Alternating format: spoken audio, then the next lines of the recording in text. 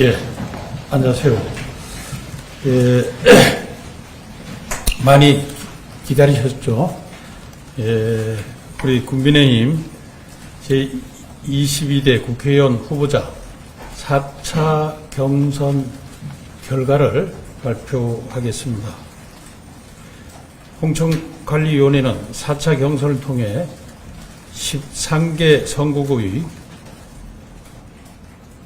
후보자를 추가로 확정했습니다.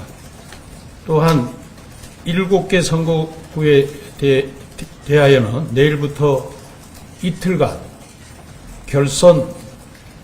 경선이 진행될 예정입니다. 세부사항 말씀드리겠습니다. 4차 경선이 20곳에 있었습니다. 서울 4곳, 부산 1곳, 대구 1곳, 인천 1곳, 울산 1곳, 경기 6곳, 강원 2곳, 충남 2곳, 경남 2곳입니다. 말씀드리겠습니다. 서울 4개구 선거구, 중구, 성동구, 을, 이혜운, 하태경 결선입니다. 중랑구갑 김사마, 노원구갑 현경병, 강동구갑 전주혜, 부산 사하구 을 조경태, 대구 동구 군위군 을 강대시 이재만 결선입니다. 인천 연수구 을 김기홍, 울산 중구 박성민, 경기 6곳입니다. 수원시 무 박재순, 강명시갑 김기남, 동두천 양주 연천군 갑 안기영, 안산을 서정연 양진영 결선입니다. 고양시 을 이정형 장석한 결선입니다. 파주시 을 조병국 한길용 결선입니다. 강원 2곳, 춘천 철원군 하천군 양구군 김혜란, 양구군 갑입니다. 김혜란, 춘천 철원 하천 양구군 을 한기호 허인구 결선입니다. 충남 2곳입니다. 천안을 이정만, 천안병 이창수, 경남 2곳입니다. 창원 의창구 김종량, 김해시갑 권통일 박성호 결선입니다. 이상 발표를 마치겠습니다. 혹시 잠깐 먼저 우리 사무총장께서 아까 청주에 관해서 이 기각한 사안에 관해서 말씀드리겠습니다. 그리고 인천 연수구 은 김기흥 후보입니다. 김기흥입니다. 김기흥 후보. 아까도 말씀드렸습니다만 정우택 후보에게 제기된 정우택 위원에게 제기된 의혹에 대해서 저희가 이 신청을 기각했습니다. 사유를 말씀드리겠습니다. 이전에 CCTV에 관련된 문제는 이미 저희들이 충분히 의혹이 해소되었다고 판단을 했고요. 추가로 문제된 100만 원에 대해서는 그 상자에 100만 원이 들어있었다고 하는 점에 대한 어떠한 증거도 찾아볼 수가 없었습니다. 어떤 객관적인 증거도 없었습니다. 지금 메모로 되어 있는 것은 그것이 일자별로 자연스럽게 늘 작성되는 것이 아니라 언젠가 어떤 경위에서 작성되었는지 전혀 알 수 없는 메모였기 때문에 그 메모만으로는 100만 원이 전달이 되었는지 아니면 그 상자에 100만 원이 들어있었는지에 대해서는 전혀 상관을 상당한 인과관계를 인정할 수 있는 증거라고 보기도 어렵고 그 증거의 신빙성 또한 전혀 인정할 수가 없었습니다. 그리고 그 상자가 명절 때 의례적으로 전달된 선물 과일 상자였기 때문에 그것을 정우택 의원이 실제로 수령하였는지 여부에 대해서도 전혀 나을 바가 없고 그에 대한 증거도 전혀 없었습니다. 따라서 이 사안에 대해서는 의혹 제기된 부분에 관한 어떠한 객관적인 증거나 인과관계를 인정할 만한 증거를 찾아보기 어렵다고 인정했고, 관련자의 진술은 언론사의 인터뷰마다 계속 바뀌고 있기 때문에 그 진술의 신빙성 또한 전혀 인정할 수 없다고 보아서 저희들이 충분하게 논의를 거친 끝에 이의 신청을 기각했습니다.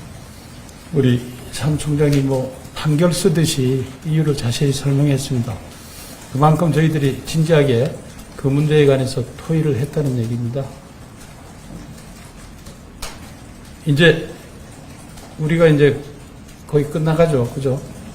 그래가지고 249개 지역구가 확정이 돼가고 있습니다. 일부 결선은 남았지만은, 예, 말씀하시죠. 강원도일보 이경 기자입니다. 충청권 하천 양구 을 황규호와 황훈 후보가 결선이 진행되는데 그 선수께서도 정기적으로 판결상 감사 페널티는 적용됩니다. 예. 당연히 적용됩니다. 그 부분은 이미 경선 과정에서 결선으로 가게 되면 종전의 가 감사는 동일하게 적용된다는 그 원칙을 이미 말씀드렸었습니다. 정치 신인이나 청년 여성들의 공천 경력이 여전히 높다고 지적이 나오는데 남은 공천 과정에서 좀 보완이 될까요?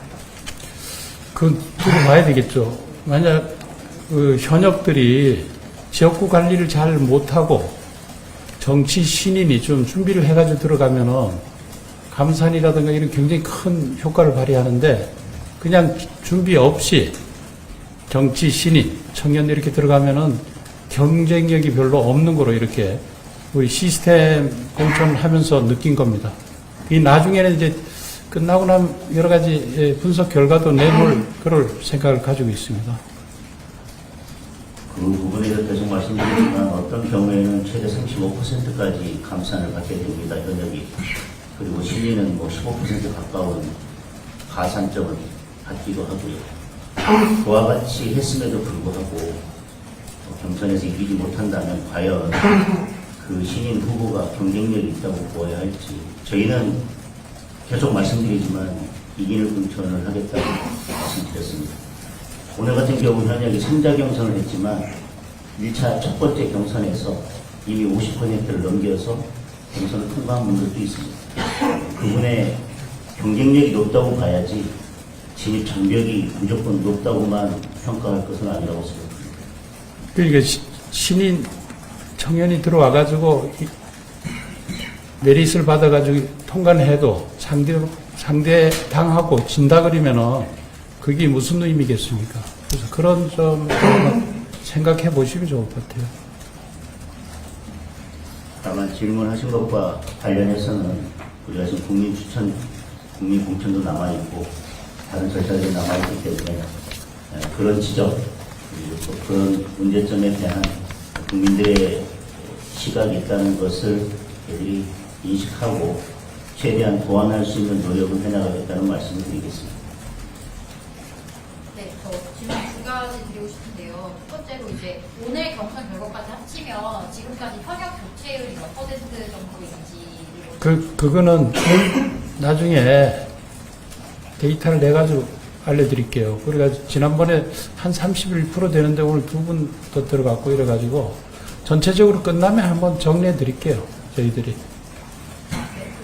우리가 생각할 때는 한 35% 가까이 나오지 않을까 이렇게 예측하고 있습니다. 다음 질문 해주시죠. 박일호전 미장시장이 아까 기자회견 열고 갔는데 공천 과정에서 뇌물수수 의혹이 충분히 소명됐는데 번복한 이유를 밝히라고 이렇게 했거든요. 관련해서. 예, 그거 말씀드릴게요. 본인은 그렇게 주장할 수 있지만은 저희들이 구체적으로 얘기를 안 하겠습니다. 우리가 충분히 확신을 가지고 공천 취소했기 때문에 그 정도로 말씀드리면 되겠습니다. 저희들이 공천을 하면서 수사기관이나 법원을 대신해서 사법적 판단을 완전히 할 수는 없을 것입니다. 그러나 현재 진행된 수사 상황, 그리고 확보된 진술, 또 다른 증거들에 의하면 그 사고 리스크가 얼마나 클지에 대해서 저희들이 현 상태에서 판단해 보는 것이고요. 그리고 그렇지 않다 하더라도 이게 다른 국민들이 볼 때 도덕적 기준에 부합할지 여러 사정들을 고려했습니다. 그러나 그 박영호 후보가 주장하는 부분에 대해서는 본인의 소명과 달리 다른 여러 사정들이 있었고 다른 관련자들의 진술도 있었고 저희 공관위에서는 충분히 판단을 했다고 생각합니다. 그러니까 우리가 여러 자료를 객관적인 자료 보고 직접 관계자를 불러가지고 직접 눈을 보면서 여러 가지 심리를 했습니다. 그러니까 더 이상 그 부분은 묻지 않는 게 좋을 것 같습니다. 그리고 이번에 교체에 관해서 자꾸 말씀하시는데 저희는 지금 기본적으로 현역 의원분들이 그렇게 많지 않습니다. 그러면 지금까지 경선이나 단수 추천이나 경선을 통과하거나 한 분들을 여러분들이 현역 의원의 숫자를 세워본다면 과연 254개 선거구에서 우리 현역 의원이 몇 개 선거구에서 결선에 가서 본 선거에 갈지에 대해서 한번 숫자를 헤아려 본다면 과연 그것도 많다고 표현할 것인지 기계적으로 몇 %가 넘지 않기 때문에 현역 교체율이 낮다고 평가할 것인지 그리고 지금 결선을 통과하거나 우선 추천된 분들의 경쟁력과 다른 후보에서 탈락한 다른 후보의 경쟁력을 함께 놓고 비교하지 않고 기계적인 숫자와 수치만 가지고 하는 것이 과연 적절한지 그리고 저희들이 역대 선거에서 우리가 승리했던 선거를 본다면 지난 21대 선거의 현역 교체율이 43%였습니다. 저희들이 참패했습니다. 그리고 역대 선거에서 저희들이 좋은 결과를 냈던 선거를 보면 현역 교체율이 30% 초반에서 30% 중반대에 이를 때 다시 말하면 쇄신과 안정이 균형을 이룰 때 저희는 선거에서 승리했다고 생각합니다.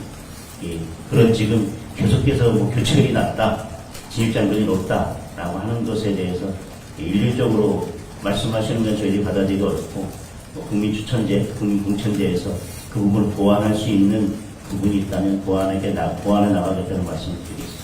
그러니까 여러분들 역대 교체율 우리 당뿐만 아니라 다른 당도 한번 연구를 해보십시오. 그러면은 그게 이제 변화하면서 안정적인 변화를 추구하는 비율이 어느 정도가 좋은지 저희들도 우리 사무총장께서 말씀하셨지만 30에서 35% 정도가 가장 안정적으로 승리할 수 있는 그런 변화가 아닐까 뭐 그런 생각을 해봅니다.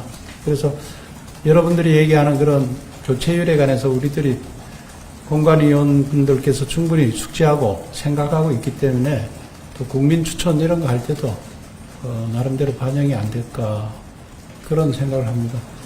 너무 많이 하는 거 아니에요? 이제 여기까지 하겠습니다. 하나만 한 가지만 더. 국민추천제 말씀 주셔서 그런데 실질적으로 국민추천제를 지금 서류를 받고 그다음 면접을 진행해서 결정된 후보를 이제 공개를 하겠다라고 하셨는데 그 사이에서 사실 국민추천이라면 어떤 분이 나왔고 거기에 대해서 공감대가 형성돼야 되는데 그 부분에 대해서는 좀 깜깜이 공천 심사가 되지 않나라는 우려가 나오는데 이 부분에 대해서 어떻게 보시는지 알고 싶습니다. 그거는 충분히 그런 걱정 나중에 다 해소해 드릴게요. 해소 드릴 테니까 너무 걱정하지 마시고 지금 그렇지 않아도 좋은 후보들이 많이 추천되고 있는 것 같습니다. 지금 6시죠, 오늘. 6시니까, 가만있어 봐. 6시까지니까 좋은 후보들이 오면은, 여러분들이 기사 쓰기에 충분히 좋은 자료들을 많이, 드릴게요. 그만큼 좋은 분들이 오고 계신 것 같습니다. 됐죠? 최종 추천된 후보를 보면 깜깜이 없는지에 대해서 여러분들 충분히 판단할 수 있을 거라고 생각되고요. 전 과정을 공개하거나 신청된 후보를 전부 공개할지 여부에 대해서는 공개되었을 때 최종 후보로 되지 않고 지원했다는 것이 공개되었을 때 그분들이 갖는 부담감 때문에 신청 자체가 잘 이루어지지 않을 수 있어서 여러 사정들을 고려해서 전 과정이나 신청한 후보 전체를 공개할 수 없는 점에 대해서는 이미 말씀을 드렸다고 생각합니다. 그리고 전체적으로 호응이 좋은 거죠. 그죠? 여러분들 보기에 어때요? 우리가 느끼기엔 처음에는 좀 처음 하는 제도고 이래가지고 걱정들을 했어요. 사실은. 근데 이제 접수하는 거 보고 접수된 분들 보면서 관심이 많이 있구나. 그래서 굉장히 좋은 사인으로 이렇게 좀 받아들이고 있습니다. 그래서 그래서 좀 몇 번 정도 되는지는 공개하기가 좀 어려우신 거죠? 개봉 박두입니다. 좀 기다리세요. 여기까지 하겠습니다. 예, 고맙습니다. 가시죠. 오늘부터까지 추가 회의하시죠. 내일은 혹시. 고맙습니다. 좀 쉬세요.